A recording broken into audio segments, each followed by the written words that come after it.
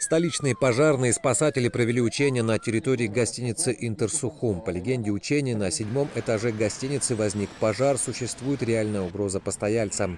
Людей необходимо эвакуировать, а возгорание ликвидировать. К учениям был привлечен личный состав поисково-спасательного отряда по охране города Сухум и Сухумского района в количестве 60 человек, а также 8 единиц спецтехники.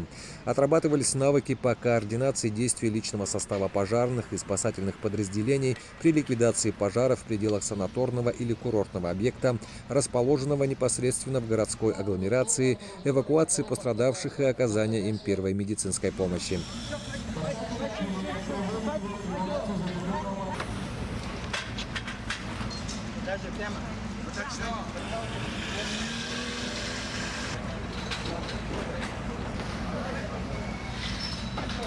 На общем построении личного состава, принимавшего участие в учениях, министр по чрезвычайным ситуациям Лев Квицини отметил, что учения прошли на достойном уровне. Спасатели и пожарные справились с поставленными задачами. Затем сотрудникам ПСО города Сухум и Сухумского района от лица Министерства обороны Абхазии были вручены памятные медали как участникам войскового парада в честь 76-й годовщины Победы в Великой Отечественной войне. Государственный музей боевой славы имени Владислава Арзенба наградил группу столичных спасателей почетными грамотами за содействие, оказанное при проведении историко-патриотической акции «Дорогами героев стезею славы».